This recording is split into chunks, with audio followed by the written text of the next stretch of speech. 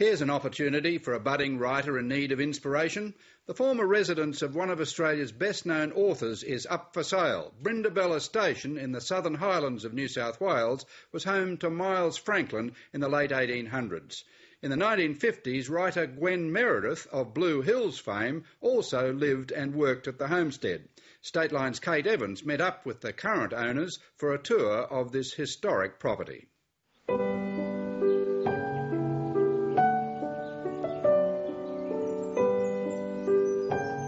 Here we are on Graves Hill, overlooking Brindabella Homestead and our property. And Graves Hill is where some of the early pioneers were buried. But Brindabella Station was much, much bigger in years gone by. It was 250,000 acres that the Franklins squatted on in 100 years ago. We've got National Park virtually all to the west of us. That's the Kosciuszko National Park. To the north is Brindabella National Park, and to the east is Bimbury Nature Reserve, and beyond that, Namadgi. My father first introduced me to the valley, and he'd been coming here since the 30s. So, yes, I was certainly here learning to fish by 1944. How old were you then? I was 4 years old.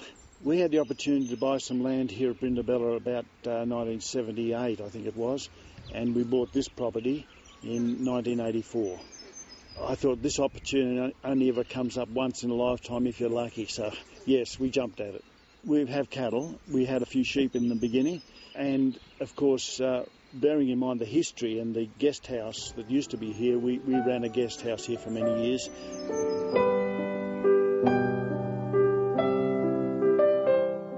Miles Franklin came here as a young baby. Her mother rode side saddle from Talbingo, and she lived in her father and mother's place. That's about a mile further south.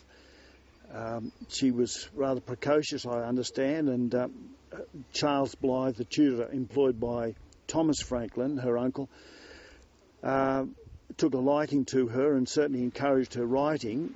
You don't have to read Childhood of Brindabella or any of the books which are supposedly fiction, but there's so much real history in all those, particularly the Brent of Bin Bin series. All the books contain so much that actually occurred to the Franklins or their range of friends and acquaintances.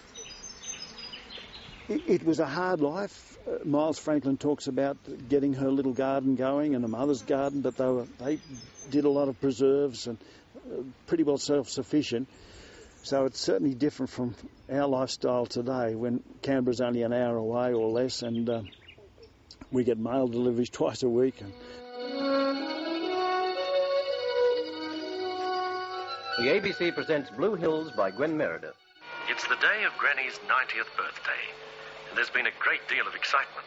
And Gwen Meredith, the writer of Blue Hills, also lived in the valley. Yeah, she lived for long periods of her life writing Blue Hills, and many people were able to relate events, supposedly fictional events, that were in fact related to real events that were taking place in the valley during that period of time.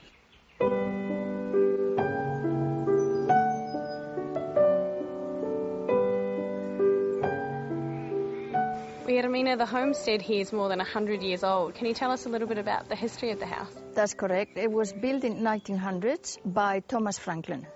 Miles Franklin, his niece, used to come here to be taught by Thomas Franklin's teacher, who was actually teaching his children as well. But she actually wasn't taught in here. She was taught in another buildings which they were in front of the house here, but they got burnt in 1934 on a kitchen fire. It was unoccupied for 3 or 4 years, so things were in a petty bit wide. Basically, the building was good, was solid enough, but things had to be fixed. So, in which we were trying to keep it the way it was, if you know what I mean. So, yeah, it took a bit of work.